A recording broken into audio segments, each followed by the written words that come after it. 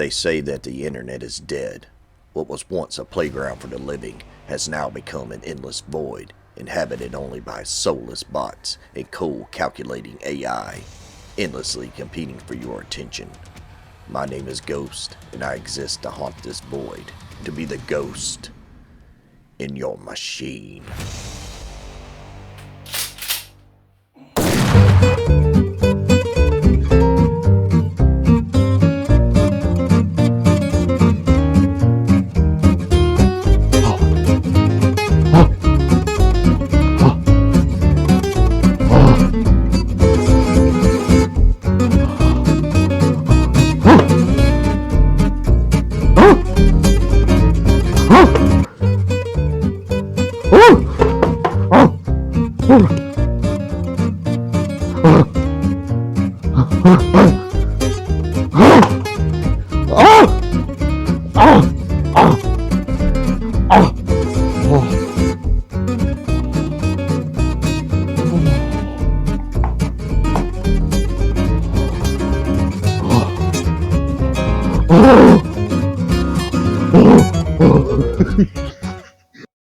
Hey guys, I want to talk about Friday the 13th. The movie begins late at night at Camp Crystal Lake in the year 1958. We witness the killer silently walking through a cabin as Harry Manfredini's epic score plays in the background. The scene then switches to a group of counselors sitting by a fire in a common area, singing a nice, wholesome campfire song. Oh, that was... there's some Doritos in that one. Oh. Oh. We see that the girl playing the guitar is giving the guy across from her those hungry eyes. And we know who and what is coming next. The song ends and she hands her guitar off to a friend, and then she takes her stud by his hand and leads him away so they can find a more private place to be brutally murdered. They find an empty cabin and decide to head upstairs to await their impending doom. While they wait on their inevitable death, they decide to pass the time by having sex. Counselors were, doing things.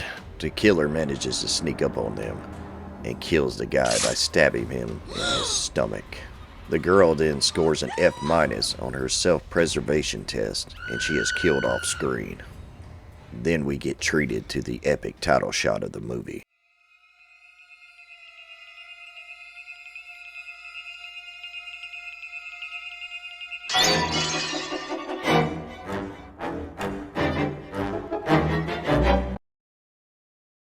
The film then picks up in the present, and we are introduced to a hitchhiker named Annie. Annie walks through a small town seeking a ride to the camp.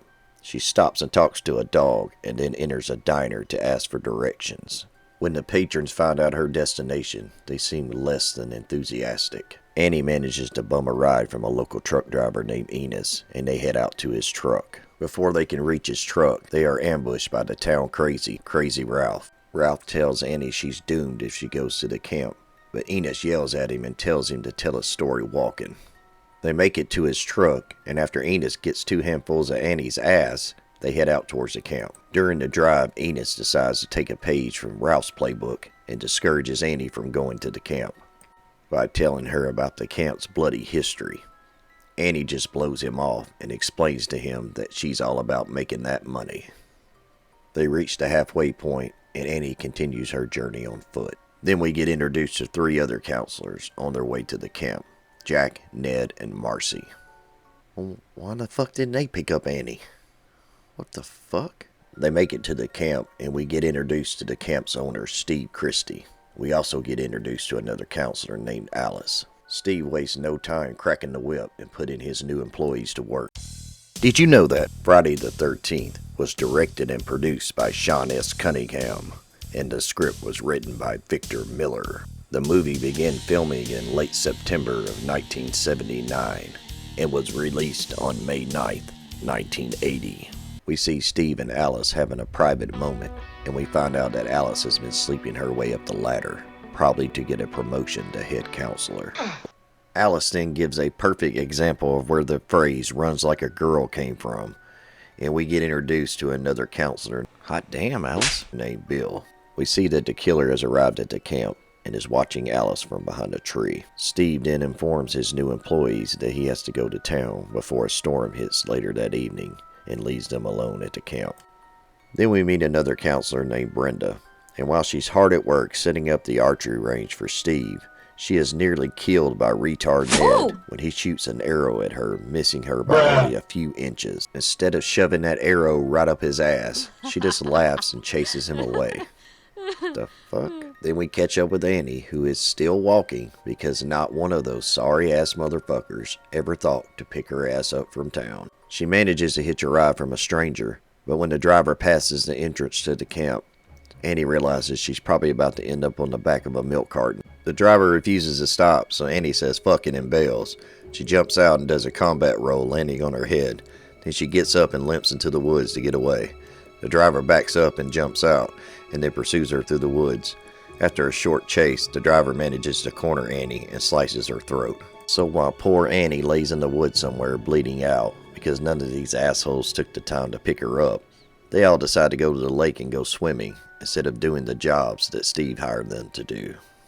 So after finishing off Annie, the killer arrives back at the camp and watches the counselors from a nearby woodline. Brenda catches a glimpse of someone in the woods but chooses to ignore it, kinda like that time Ned tried to kill her.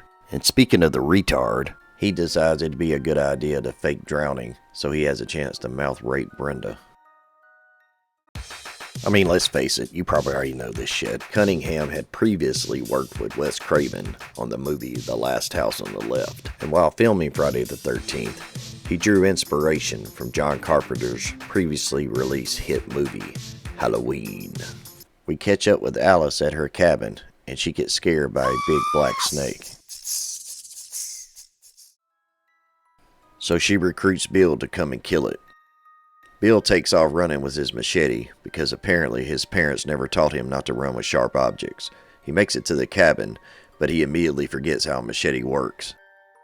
Alice's scream gets the attention of her fellow counselors, and they all show up to help. Too bad they never showed up for Annie. After some goofy Scooby-Doo hijinks, Bill finally manages to kill the snake. Snake! What happened? Snake! Later, they get a visit from a cop on a motorcycle to inform them that Crazy Ralph may be headed their way. After harassing them for a few minutes, he decides to leave, but not before showing them just how shitty he is at riding a motorcycle. Pretty sure he just ate shit there. Alice, who's still bucking for that promotion, decides she better clean the kitchen so she can make Steve a sandwich when he gets home. She goes to open the pantry door, and Crazy Ralph steps out to greet her. Once again, Alice's scream gets everyone's attention, and seeing that he's now got an audience, Crazy Ralph decides to warn them about their impending doom. The group dismisses his final warning, so Ralph gets on his Pee Wee Herman bike and leaves.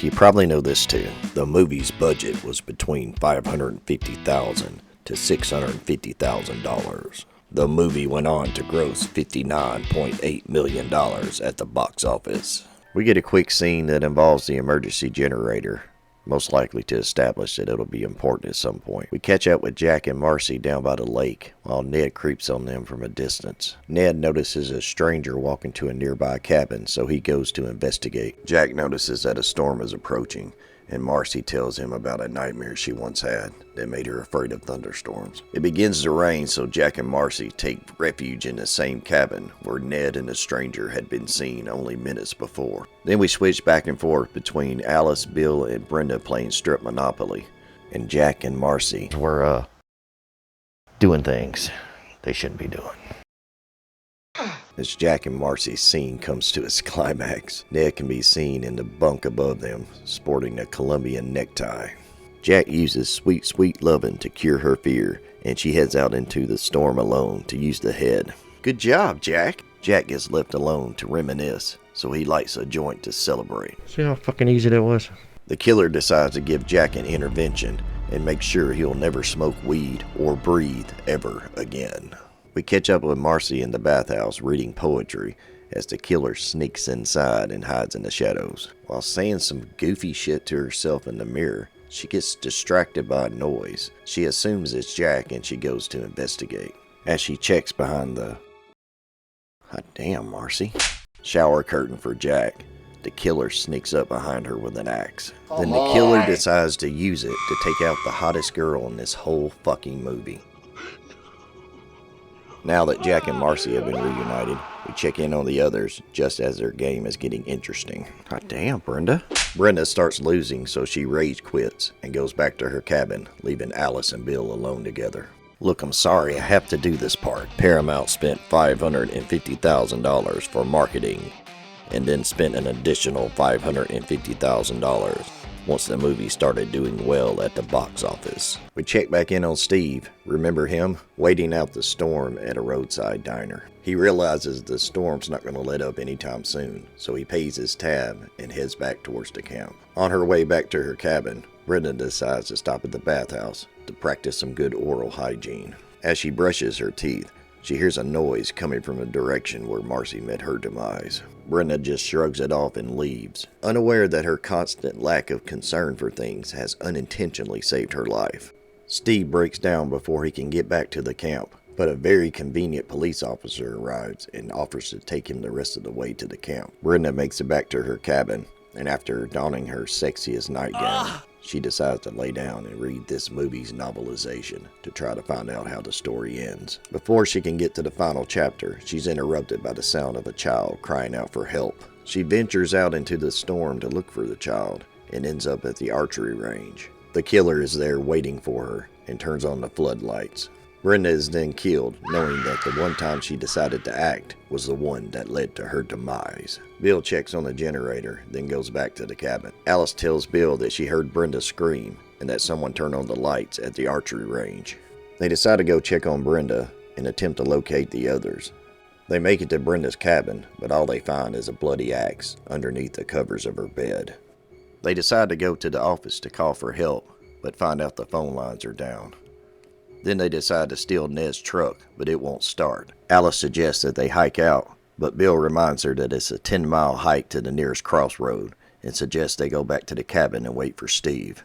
Meanwhile, Steve gets dropped off just short of the camp's entrance due to the police officer having to respond to a traffic accident. He approaches the camp. He is met by an unseen figure with a flashlight. As he gets closer, he recognizes the person, but this causes him to let his guard down and he gets stabbed.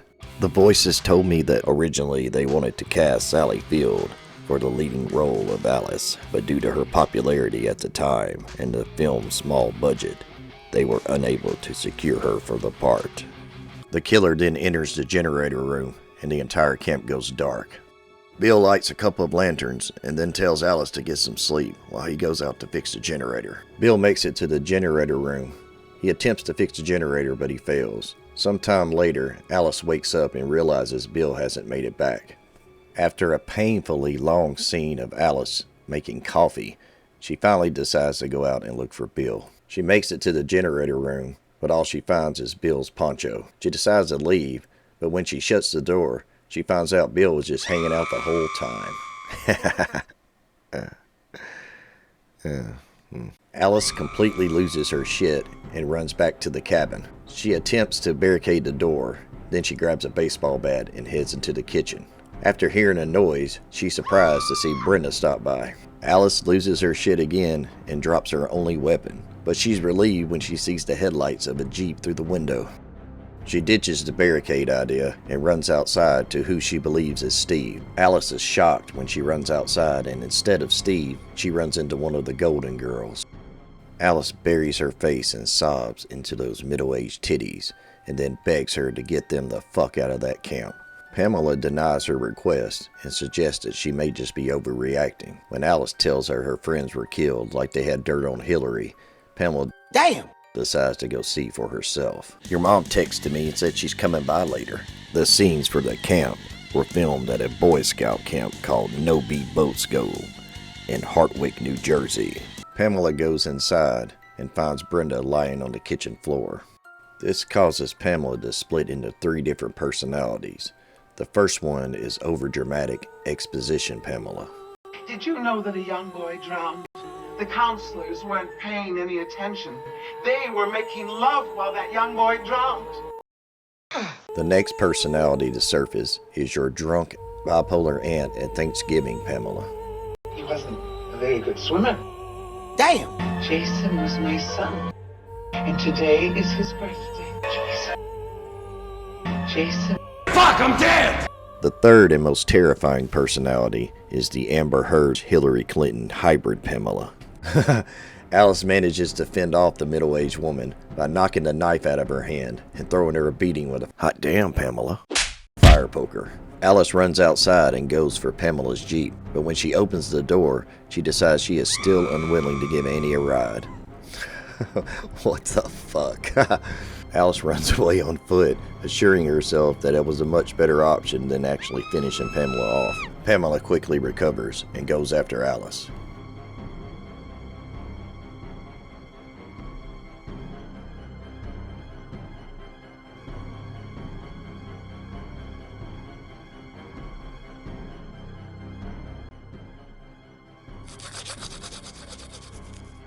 Alice finds the camp's armory and chooses to exercise her Second Amendment rights.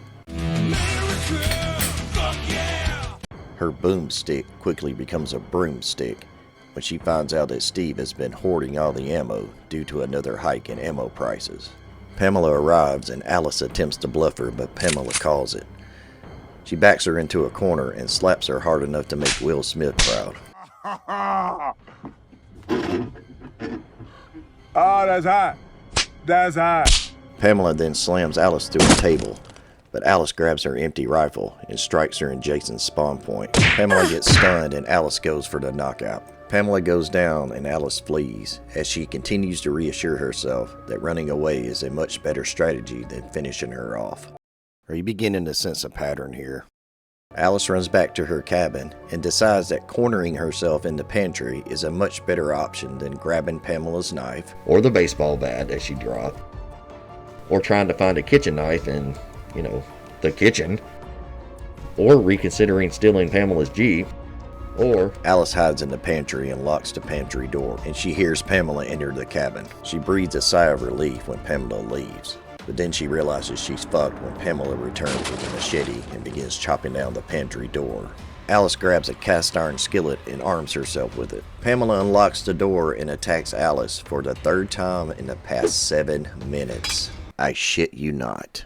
Alice manages to avoid her attack again and knocks her out again. But this time, Alice manages to finish her off, ending her nightmare once and for all. just kidding. Alice walks down to the lake to wait on Pamela to come find her and attack her again. Oh, and she left Pamela's weapon behind yet a fucking again. Then something unexpected happens. Just fucking with you. Pamela arrives and attacks Alice with the machete she was nice enough to leave behind for her. Alice blocks it with a boat paddle, causing the paddle to break. Alice manages to knock the machete out of her hand with the broken paddle. Pamela gets a hold of the other piece of the broken paddle and tries to stab Alice with it. Then we get the girliest fight ever put to film, and Pamela manages to bite Alice's arm, which should have finished her off right then and there. Alice quickly returns the favor, and while Pamela is distracted, she gets up and goes for the machete. Alice then goes full Highlander and takes Pamela's head like she should have done 9 fucking minutes ago. So, after making bad decision after bad decision, Alice cannot end the night without making at least one more. Instead of leaving in the Jeep, or walking out on foot, or any other thing that might actually make some fucking sense, she hops in a canoe and uses her hand to paddle herself out into the middle of the lake. What the fuck? The next morning, she gets woken up by the sounds of the police. Who called them? Who fucking knows? Pulling up to the lake shore. Instead of calling out for help or anything else that would be considered normal, she just sits there and stares at them. That is, until...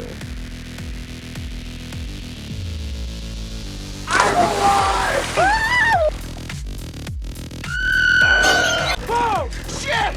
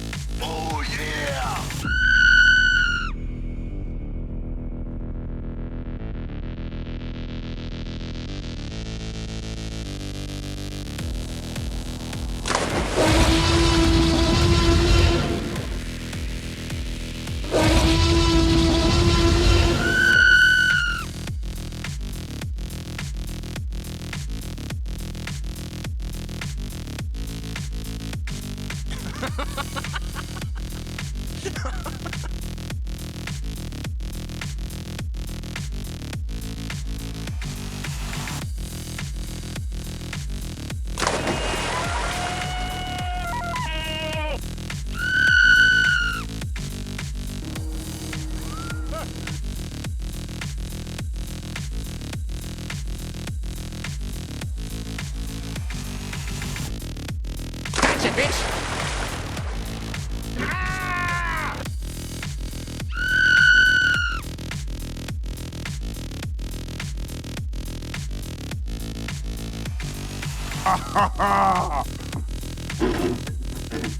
Oh, that's hot. That's hot. Rotting corpse of Pamela's son, Jason, emerges from the lake and pulls her out of the canoe and drags her into its icy depths, forever imprisoning her soul at the bottom. Or she just wakes up in the hospital and finds out it was all a dream. Not the part about her friends being brutally murdered or her chopping off some middle-aged woman's head. That all still totally happened. And Jason is dead. Dead. Yeehaw! Or is he?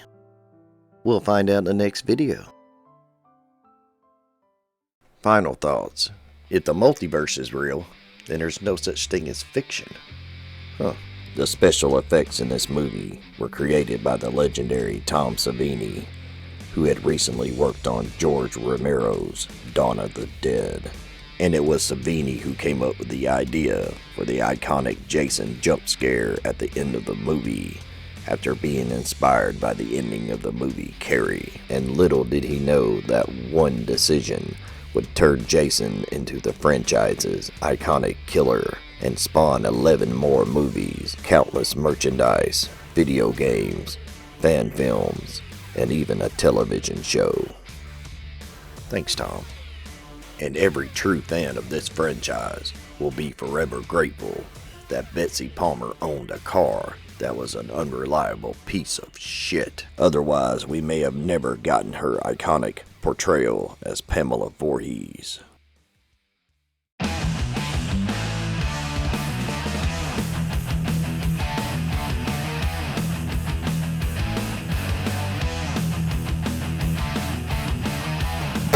Shit. You look like a lot of fun. I love your hair. It brings out the emptiness in your eye sockets. Yeah, I know. You come with baggage. But I can change him, Pamela. I can change him. I can be the father he never had. The first thing I'll do is teach him how to swim. Like no one ever did for some fucking reason.